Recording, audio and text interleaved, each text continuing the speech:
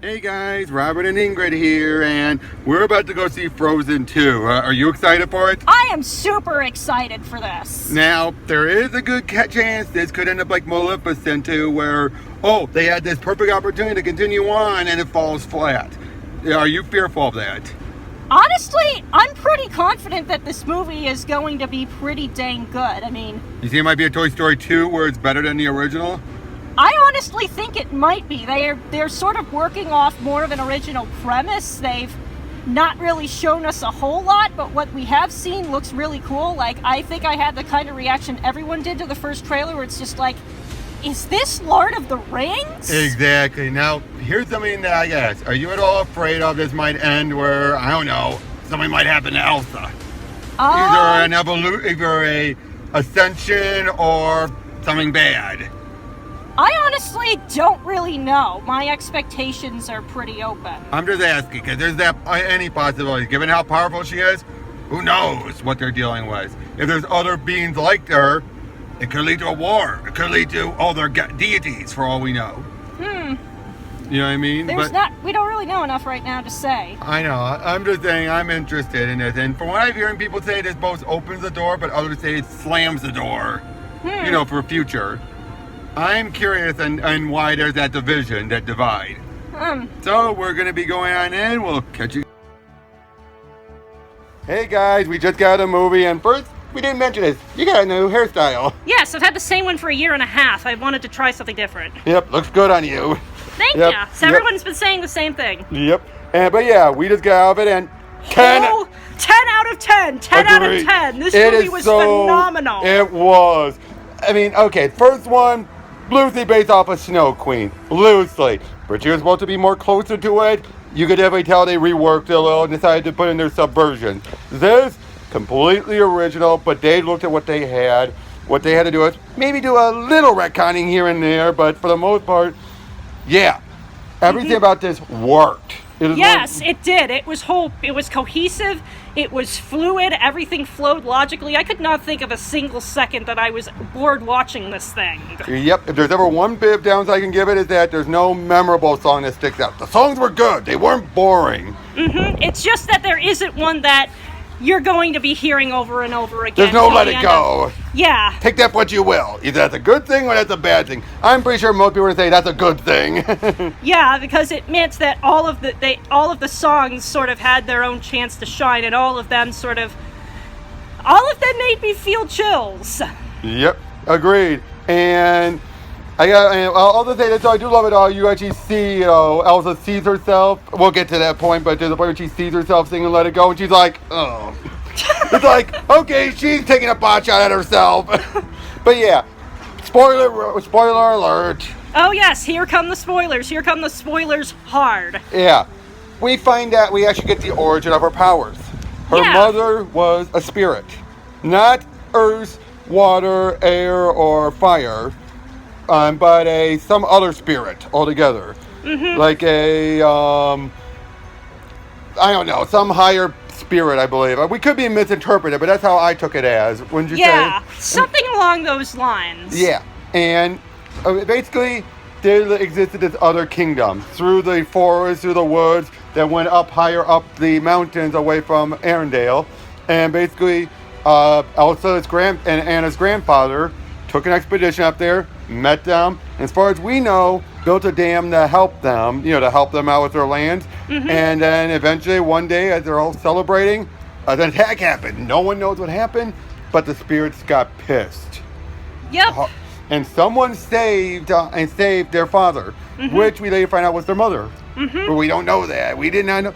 Because, I love seeing little Anna and Elsa. Oh my gosh, them at the beginning was just They were adorable. Which is before the Yeah. beginning of the first movie, because she still remembers everything with Elsa, of course. Because there was a point where even Elsa asked, like, you mean like my powers? No, Anna, no, Elsa, not like yours. Anna, whoops.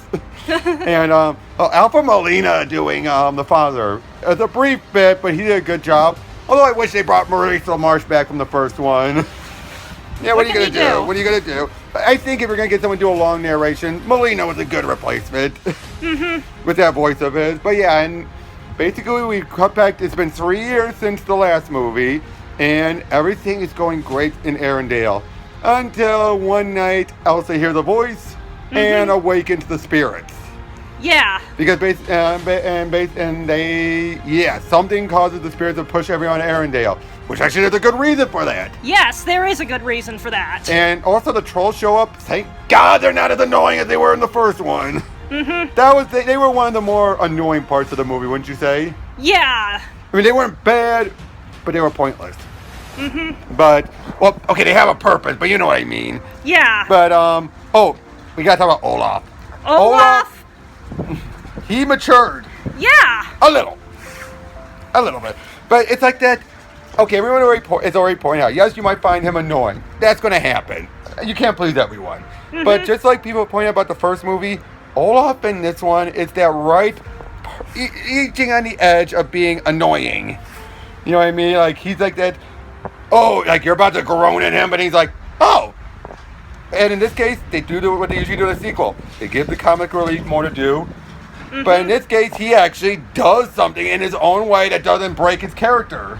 Yeah. He's matured, as I said, but in that he's starting to think more, what's the word I'm looking for? Substantively or something, you know. Substantially. Yeah, and basically he's starting to think more about, like he's of the belief of water has memory. Basically, you know, like the water mixes up everything, and that's a key part of the movie. Yeah, that comes up repeatedly, and it's introduced just as a little one-off joke at first, but it shows up repeatedly in the movie afterwards. And again, he's thinking all this stuff, like he's calling Anna ancient because, well, she's older and he's only so young. But it's like, also like, they made it clear, he doesn't need his little flurries anymore because he has permafrost on him, so he's not going to melt anytime soon. But yeah, so much about him is still funny, and it's like, but he's like these kids start playing with him. He's like, "You're the future. Hey, don't suck on my foot. You don't know where I've stepped in." Things like that. But yeah, because of the kingdoms in trouble, they decide to go back up and meet the spirits, get some answers, especially when the trolls tell them there's a lie in their history, and they need to solve what it is.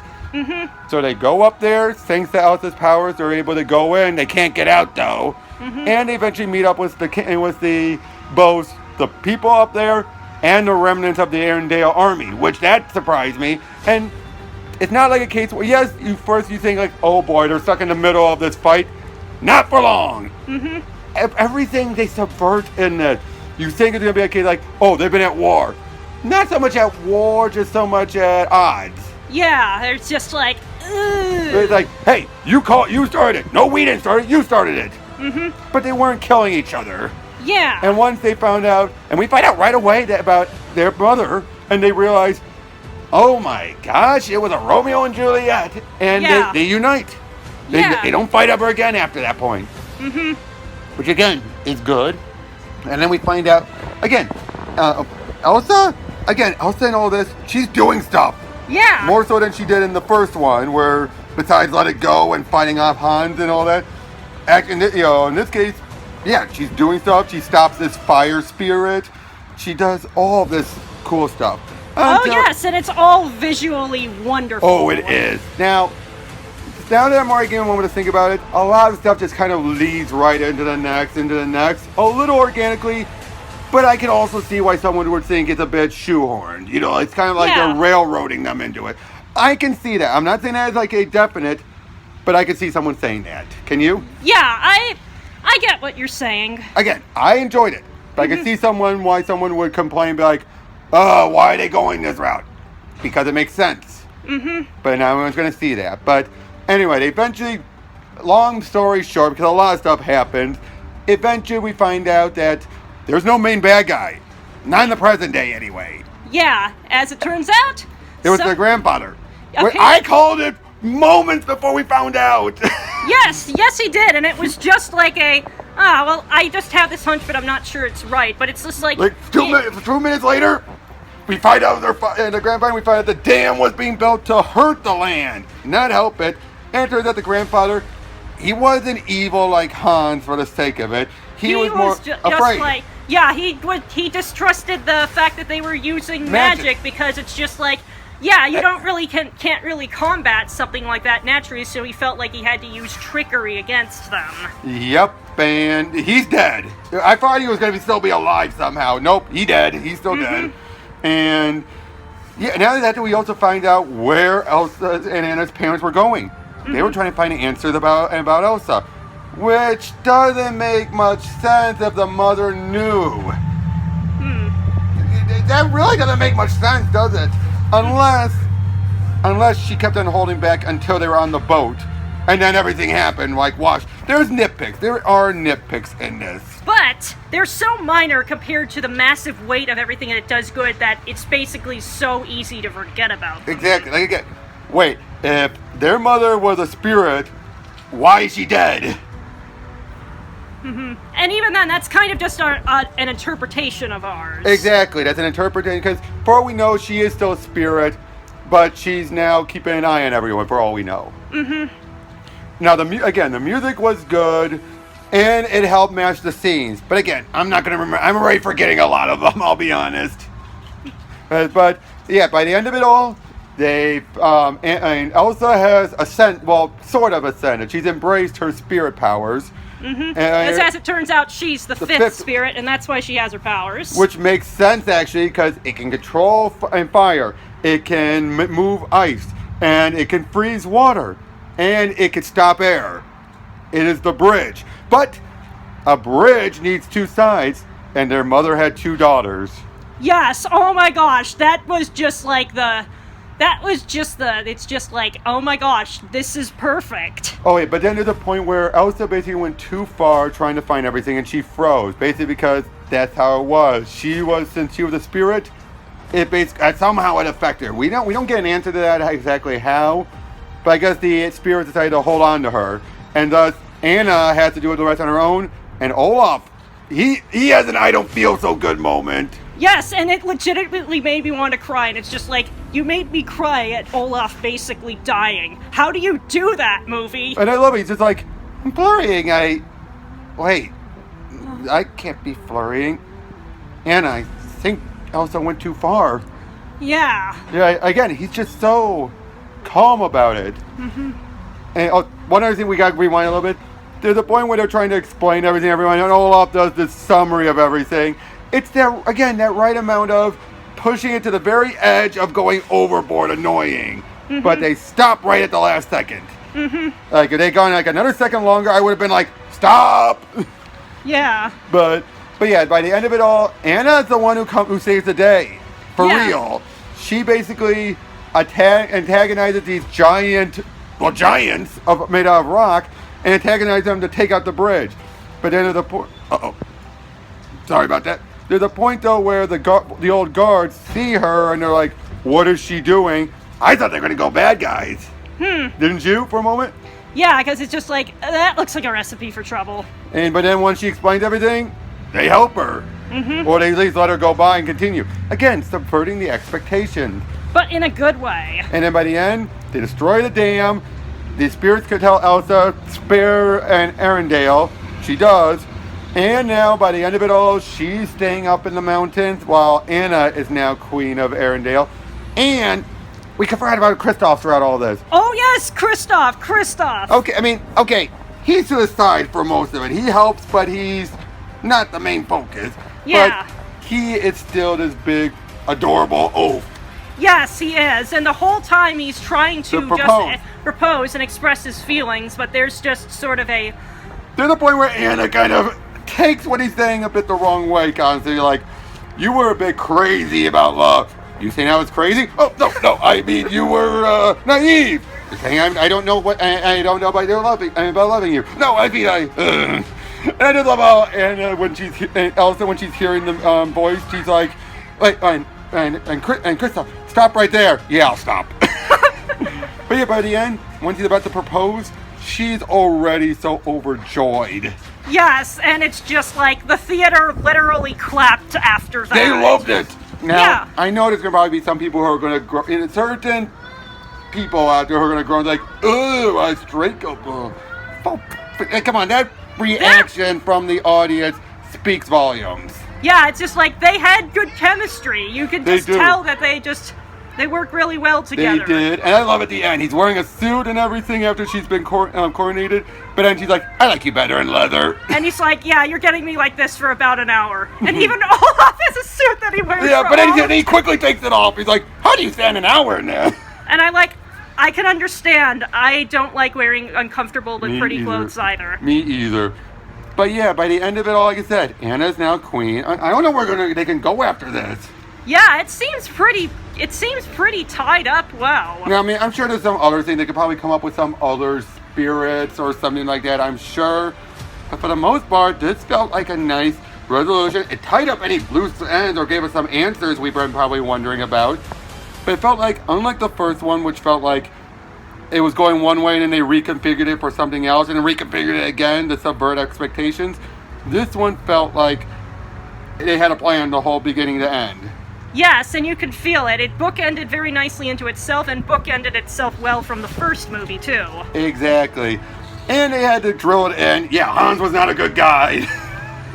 but yeah, and Jennifer Lee, she deserves her spot as head of Disney Animation. Yeah, because that was not just one of the best movies I've seen this year. That's one of the best movies I've seen in my life. I will agree with that. One of, again, not going to be Z. It doesn't have that recognizable song that it's almost like a prerequisite for Disney. But that being the lone exception and a few nitpicks here and there, I was not expecting much out of this. I'll be honest. I was ready to be better than the first. But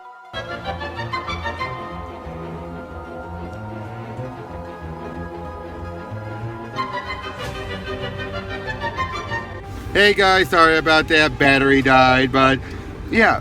Well, one thing I'll also give that was a big grading. Nothing to do with the movie. In the theater, there was this kid on the right side of us who was really getting annoying, wouldn't you say? Yeah. A little, but other than that, this was really well and good. Mm-hmm. But yeah, seriously, 10 out of 10.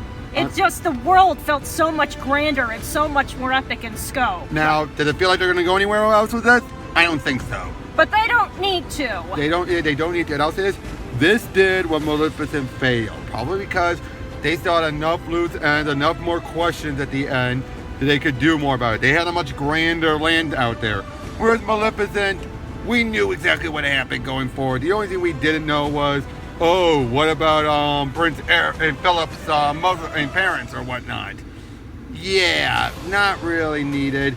And when you have a person that cares supposed to be a villain still, it doesn't help. Whereas Elsa, at least, was a good queen. Mm-hmm.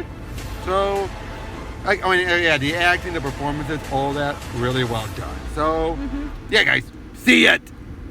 Yep. And It definitely deserves to be rewarded more than the cash grab live action remakes, because this is original and this is good, and it knocked it straight out of the park. Exactly. And actually, that was one other thing. That's one other issue I've heard some people say. They say, a lot of stuff they do in here we've seen in other movies. Where? Seriously, where if you felt like you weren't sure if you were watching a Disney movie or Lord of the freaking Rings? Or Game of Thrones. Yeah, it's just like, it felt like something like that. It felt something like it, but not like it was a rip-off. It just sort of felt like that, but let's take it and put our own Disney spin on it. Exactly. So, yeah, we just wanted to wrap things up. We'll catch you guys in the next movie. See ya. See ya!